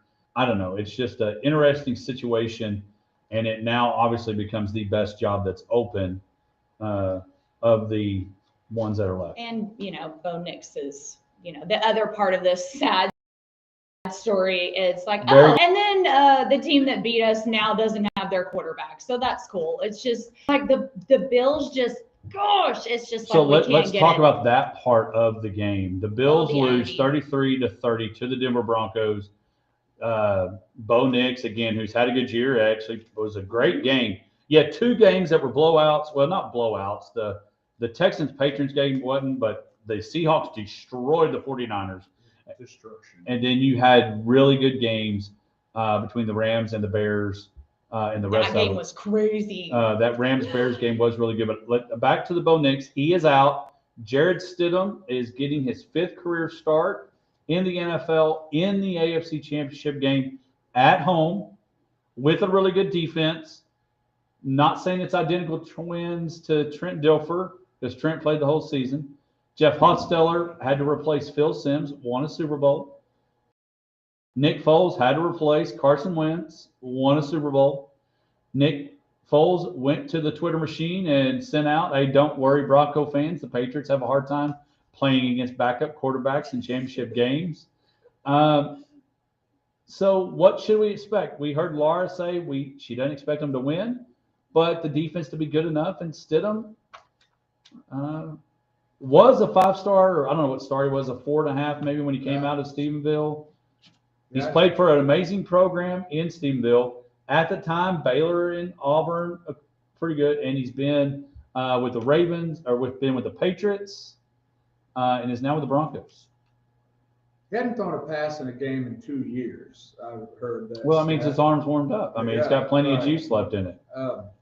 That's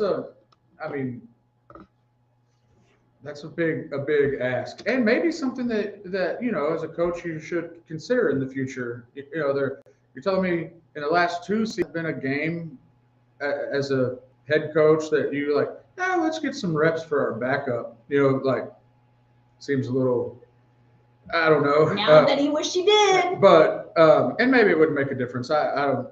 it probably wouldn't. But that's a pressure situation, obviously, and it puts a lot of pressure on the defense because now they know you're not going to win a shootout. So it's like now we've got maybe more pressure early in the game to try to make something happen so that it doesn't. Well, and I think one of the benefits that could help is you have basically zero film if you're variable in the Patriots on Stidham. Maybe you don't need it because he is a backup and all those things. But now, does the playbook change? The playbook has to change. And so it does change a little bit. And I was listening to this morning, and they were talking about that J.K. Dobbins may come back. Well, if you get another weapon in the backfield for him, that helps as well. Let's talk more about the games that happened last week. Again, 28-16, the Patriots do win. Drake May did have a few struggles, turnovers. C.J. Stroud, is he another guy that you have to start asking questions about because first year amazing, and now we've started to go backwards. You mentioned that, and that team had a really good defense that carried them, and I believe we talked about it last week, and we basically hit on the fact that like they beat the Steelers in spite of C.J. Stroud, and C.J. Stroud tried to give them the game. And the defense kept them in it, and Aaron Rodgers was never able to do anything, and the Houston Texans won. But we said last week you can't expect to win another game if you don't protect the ball better. It was just like repeat for C.J. Stroud. So there's been a lot of random stuff that I've heard cruising through the stations, seeing on X and things like that of the conversation being the Texans need to get a quarterback. That Stroud. You have to start wondering if you need somebody for the future. Which a few years ago, as you mentioned, Hodge, you never would have thought. He looked like he was really the up and comer that stepped in there. He was the guy, and they had their franchise quarterback, and now we can build around it. And that his playoff performance was abysmal. And then let's move to the NFC. Seahawks absolutely 41-6 over the 49ers. I did not see that. Obviously, it eliminated me from our survivor picker. Yes. And the Seahawks are going to get to do it again. They're going to get to play at home this weekend, but they're playing against a team that, and it may benefit them because you're winning 41-6. You can sit, you can kind of lean back. The Rams had a battle, and the Rams had a battle with the Chicago Bears. Probably to this day, and I'm glad that they did not win because I have the Rams in the Super Bowl from day one. The play that Caleb Williams had where he was like running around like on Little Giants, blow the whistle, yeah, and then threw it up like he was playing jackpot with his buddies, and he had one buddy wide open that catches that ball. Great play, amazing play. But then the Rams find a way to get it done in overtime. Yeah, I think he backpedaled for like 20 yards before he even chunked it. I was just like, and the look on everybody's faces, that's what I love, like the crowd and the coaching staff for the Rams. They were, what an atmosphere. Oh, yeah, just absolutely insane. Yeah, they were battling the weather. Obviously, it was very cold in Chicago and windy, so not good conditions generally to try to like play. But Caleb Williams is the exact opposite of C.J. Stroud. Like we talked about it a little before, but new coaching staff came in. He's hit his stride and suddenly looks like the guy, which I guess there's plenty of evidence that can come and go. But his playoff run has to have Bears, like the Bears fans, just ready to go for next year. And I think that's the deal. Like, okay, can we do what Indiana did last year? Get to the playoff, have a bit, and then what can we do year two? The Lions continued to get better. Now they stepped back since they've lost coordinators. Can they get better? I think that is going to be a big question mark for the Bears next year. And can Caleb Williams lock and load? Because now you've got 1 year under your belt with Johnson. Will that relationship keep going? I think that's going to be huge. But the Rams find a way to get it done and a big win. Big news out of Seattle, back to the Seattle game. Charbonnet going to be out this weekend for the Seahawks against the Rams. Of course, Kenneth Walker just destroyed the 49ers, so I don't, That's true. I mean, that is true. I mean, they did lose one of the running backs, and that is hard. And that is one of those teams that their running backs don't generally do you any good in fantasy football because you don't know which one's going to have the game each week. And it seems like Charbonnet has a good game, Walker has a good game. They're back and forth, and it's now it's got to be Walker. But yeah, back to Ben Johnson though. That's one of those things that sometimes you don't process and see, like it's all behind the scenes. When you're watching your team play football, coach, you got your coordinators, you got your assistant coaches underneath them. Which ones are really like making the gears turn? Well, and I think that's and I want to throw this out. We got a little bit of time there. We're going to come back. Defense coordinator new at the Cowboys and preview the game. You just mentioned it. Everybody that has a job that they've just hired and that is open, hope they fit with their quarterback. The Ravens hope mentor brings somebody in, or he himself connect with Lamar. Stefanski doesn't know who his quarterback is going to be. Is it going to be Penix Jr. or is it going to be Cousins? The Dolphins have to figure that out and have Haley. Robert Saleh, he's got a quarterback, but he's still got to make it work. So what's left? You got Bills, who has an MVP quarterback left. You got the Browns, who don't know. The Raiders are going to get Mendoza. Arizona, you got Kyler Murray, and then you got the Steelers. You don't know who they're going to have. But Kyler Murray just got benched. I know, but that's what I'm saying. Right. But can he make that career? So all these positions, and the reason I bring that up, what you said, is everybody that just hired somebody is hoping they get to Ben Johnson, and nothing against Aaron Glenn and nothing against Callahan that had the job at the time ago and now is unemployed. Everybody's hoping they get the right guy for them and hope the turnaround of a not very good Bears team under Matt Eberflus, who just lost his job as the defense coordinator for the Cowboys. Everybody's hoping they find the right guy for them. And I think one of the ones that people need to look at, and the Buffalo Bills should, and he's not been said yet, and I think, the Steelers are no longer there, and maybe the Browns or whatever. A guy that has done pretty well with quarterbacks, he's an older guy, is Mike McCarthy. Well, yeah, I mean, it didn't work. Everyone, but did it or didn't it? I mean, you well, went. You went 12. Dak Prescott did have a very good run with McCarthy, so I stand corrected. Dolphins would love 12 wins. Browns would love 12 wins. Raiders would love 12 wins. Arizona loves. Everybody would love 12 wins. Right. I mean, but he's been successful everywhere he's been. Have the playoffs been a great run? Not so much, obviously, but he has been successful where he's been. So I'm hoping Mike McCarthy gets another chance. Maybe he'll just be on Pat McAfee forever. I don't know. But it'll be interesting to see where these other folks land. When we come back, we'll pick our games. Who will win? Will any of us give some love to the Stephenville Yellow Jackets? We'll be back right after this. Traveling into the big country, my name is John Key. I am a resident at Discovery Resources Corporation. I'm here to tell you about our document destruction. But I'm like you. They've got Brian Dayball. We accept drop-offs at our state-of-the-art safe and secure facility. We are ERI ready, and we are here. Brian Dayball. Somebody else coming in. And I'm Anthony Lynn from was that the Chargers? He has a Texas Tech connection. That's always great. But why? Another person that's been, good with quarterbacks. Oh, does Bill Belichick get somehow resurrected? I think. Could you see that happening?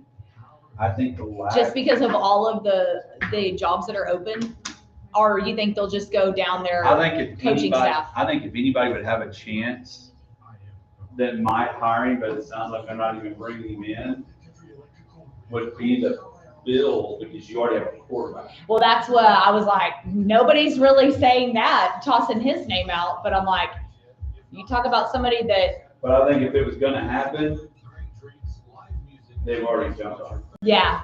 Because his season's been over. Right. Yeah, that's probably true. His lack of success at North Carolina probably doesn't help. Yeah.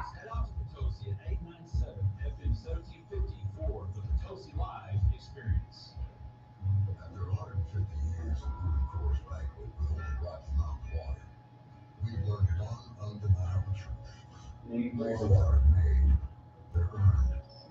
You just have to start. Start building. Start shaping. Start living how you want to live. It won't be easy, but it's sure worth it. Coors Banquet. Start your legacy. Celebrate responsibly 2025. Coors Brewing Company, Golden, Colorado. Misty made a good point, but I don't think they'll do it. Is Belichick, will he get a call? We were just talking about people that have shown to be good. Like, well, there's one that did pretty good with Brady. Well, and They I always think, have the obvious caveat. Alley-oop! Woo! That was a terrible throw. Kind of got hung up.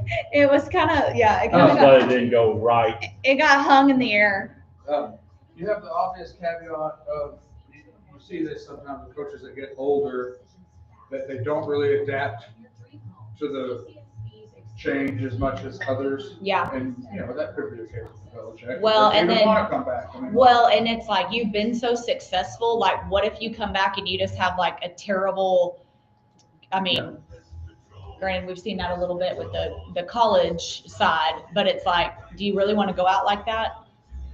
I don't know. Like, obviously you don't need the money.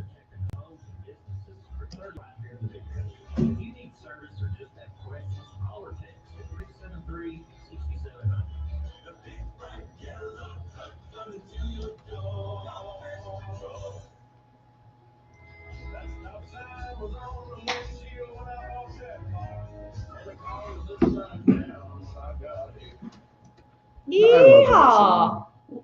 The car was upside down when I got here. Who is that? Well, I think that's a fitting song for the new defensive coordinator for the Dallas Cowboys, Christian Parker.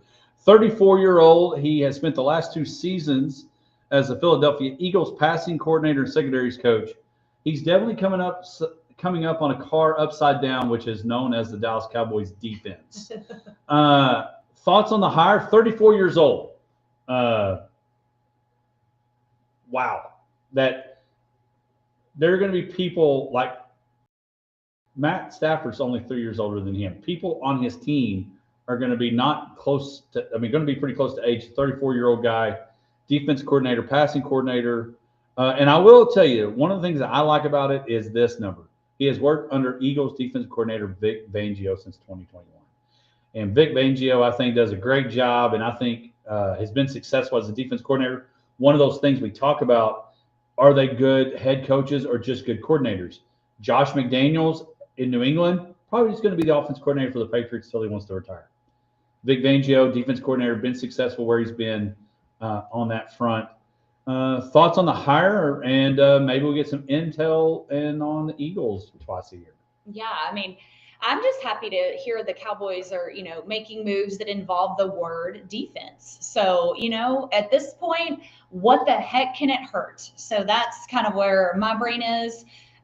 So we'll see what happens, but I'm just glad that at least they're trying to address something, and I hope that it pans out. Looking forward to seeing what happens for the upcoming season.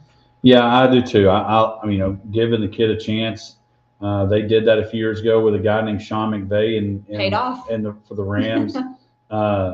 It maybe it'll work. One of the other names that we've not talked about, the guy that's open that hadn't got any interviews, that it sounds like he's going to go to TV, and you'll hear some of that. A lot of people think Mike Tomlin's going to go to television for a year. And so that's the job that will be interesting to see which one gets filled as the rest of these fill up. Who will be the next coach in a lot of places, and can they be the one that has a Ben Johnson-like year? All right, this weekend we've got the NFL. Real quick, Coach of the Year. Since we're talking about coaching changes and those that are looking for jobs and those that have taken on jobs, I think of all the positions, I think it's between Drake May and Matthew Stafford for the MVP. Is trying to name the Coach of the Year maybe the hardest award this year? I think that would be very difficult.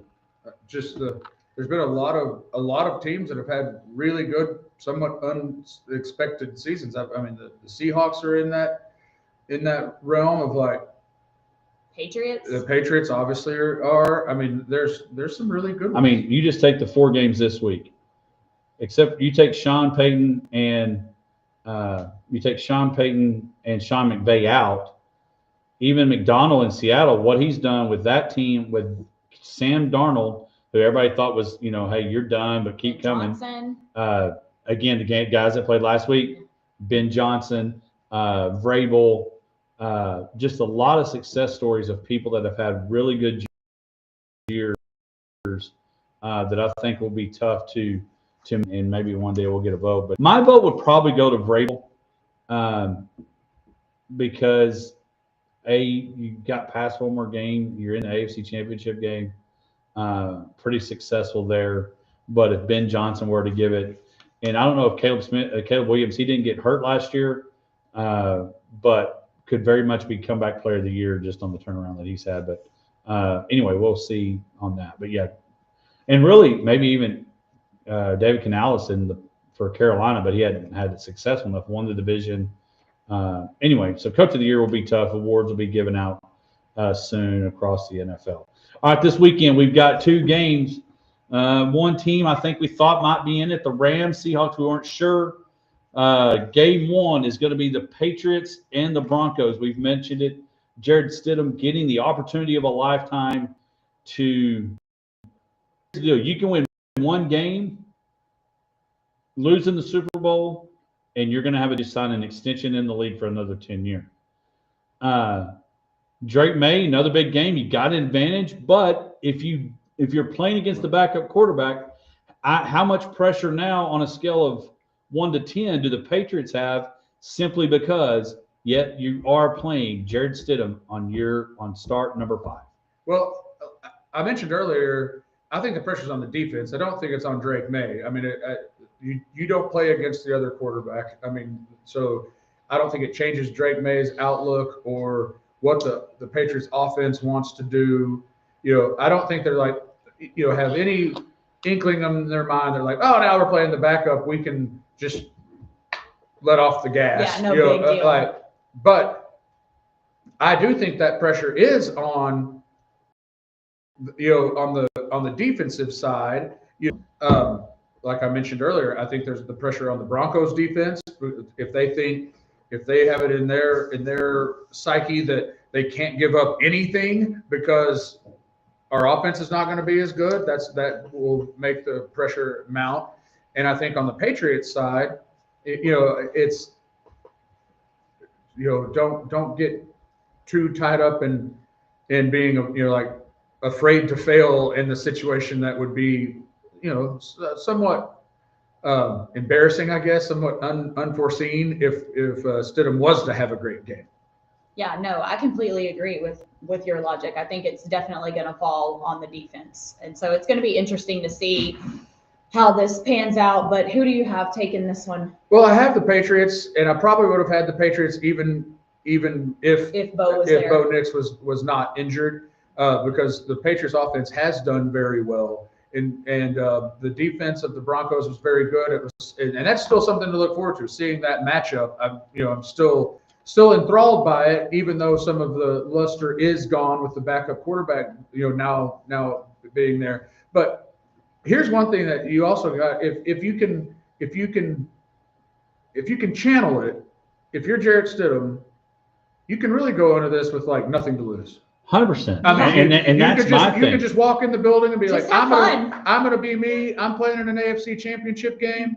Everyone thinks I'm going to lose, so what does it matter? Well, and I think it's a prime example that you see a lot of times, whether it's, obviously probably Indiana until game 13, 14, 15, or 16, where like not everybody thinks what we're doing is real. Mm-hmm. Nobody thinks we're good enough.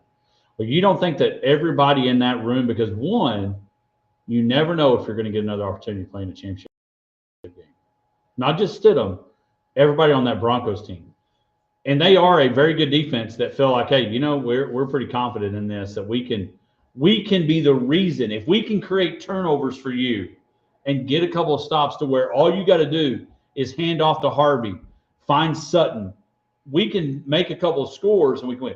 So I agree in the fact that there's more pressure on the fact that there is nothing to lose. And Sean Payton is going to go in thinking, you know what? I'm such a good coach. I'm such a good offensive play caller. I can make this work for Stidham. And so I think that's going to be the case. I'm torn. Do you cheer for the Broncos in the story, or do you cheer for the Patriots and maybe the better Super Bowl against Patriots, whoever they play? I'm cheering for the Patriots. I think what May has done this year has been really, really great. And so unfortunate for the Broncos that they're in the situation they're in. And they beat my Bills, dang it. So I'm going away. I think the big deal about agreeing with that is that would have picked the Patriots even if Bo Nix was the quarterback. Yes, of course. Like I just feel like they have earned it. Like I want to see it follow through of the Patriots this year. And I agree. I'm going Patriots as well. We're going to take a quick break, come back, and do the NFC game. Pro and Co-op Touchstone Energy Cooperative. We all think about it the same way. The co-op is power. Sure, but it turns the lights on. But power is the information I get from my co-op about efficiency, safety, technology, and I trust the co-op because they are. How good's that Gore guy? Good. What did they trade for him? They traded Gavin Feen, or Fine, I don't know how you say his name. Their first round pick from last year, who What's up, boy? Hope, Justin? he's several years away from knowing if he's any good or not. You know, so that's the big one. Another guy, a guy named Fitzgerald. He's probably he's also a long ways away, but he's probably MLB upside as just a utility player. You know, like I think he's a good player, but not a game changer. The pitcher that they traded missed all of last season with an injury, and then just got Tommy John in January at some point this month. So he's going to miss this whole entire season. When he did pitch for the Rangers, he was good. So are the Nationals just hoping he will be good? They traded for guys that are 4 or 5 years away. You know, like except for Endlick, how you say his first name, I don't know. But he's catching in the minors. But you remember Curtis Terry? He was another. I think he was very much like that. A big guy that doesn't really have a defensive position that has been mashing in the minors, but the jump to the MLB probably is going to be too much for him. Like he's the most probably advanced prospect, and then the other guy, I can't remember his name right now. It's a really funny first name. He's a center fielder. He was a Rangers defensive minor league player of the year this year. You know, so he's athletic, but how well he hits is yet to be determined. You know, so I don't think they really gave up just a ton for him. With the caveat being that Gavin Fine may end up being a star, but it'll be 3 or 4 years before you even know if that's in the cards. So that's my analysis.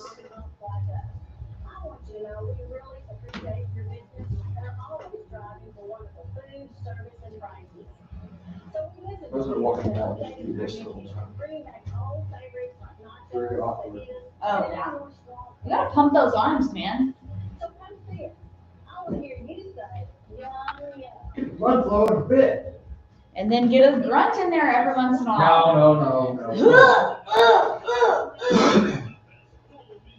Just like start. Hey, before you leave, you have a pretty good, help me think how we should word the podcast with the songs.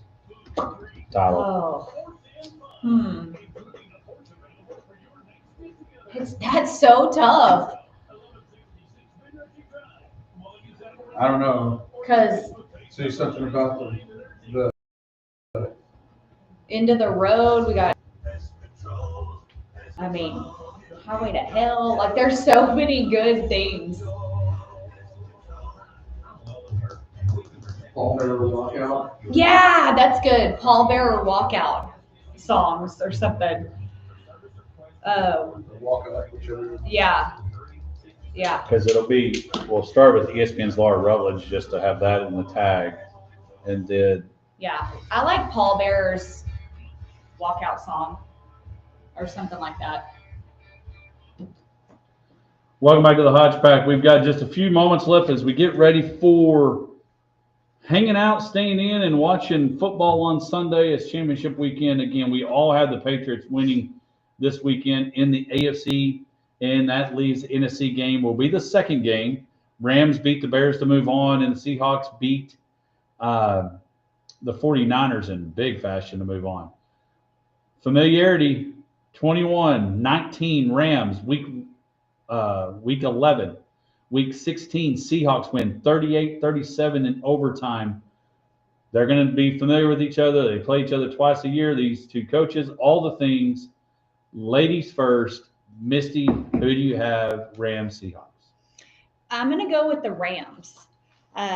Even though the Seahawks completely, just throttled the 49ers, I'm going to go with the Rams. They're just doing all the things. They're finding ways to get it done. And I just really like the Rams organization. And so I'm going to go Rams. All right. Misty is going the Rams on the road. Josh. This is a tough one because in our little eliminator thing, I've already picked the Rams, so I'm stuck with the Seahawks. But do you have anybody on the other side? Well, I already picked the Patriots. I'm not picking the Broncos. The Broncos were my like I'm holding on to them for later, and then I got to thinking about it, and that backfired. But I got the Seahawks, and so would you still pick them without it eliminating Invaluable? No. Will you be walking around fist pumping, telling your boys to lock in? Not a chance on God's green earth. No, the Seahawks. That game is going to be interesting, but I think the Rams have played them. They did lose to them once, but it was kind of a fluky loss. So the Rams kind of should have the confidence going in that that's a team that they can beat. The Seahawks at home obviously gives them a little bit of advantage. So it would be a hard one, but I'm saying the Seahawks. And you mentioned something earlier about would I care about the Broncos, winning for the story, or if that would like affect what I thought about the Super Bowl or wanting a better game in the Super Bowl, and I don't care at all.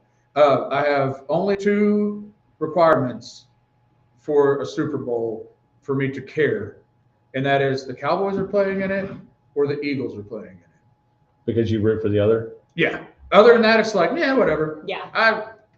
Real quick. I've got the Rams. Real quick, we got about a minute and a half. Rank the Super Bowls they could be. Patriots, Seahawks, Patriots, Rams, Broncos, Seahawks, Broncos, Rams. Go, Josh. Well, the best one I think would be the Seahawks versus the Patriots, just because the Seahawks defense is really good. The build up to that would be great. But then I don't know, Rams with Stafford trying to go again. I mean, there's a lot of storylines I could get behind. What about you? I want the Rams and the Patriots. Rams, Patriots have been there before. Yeah.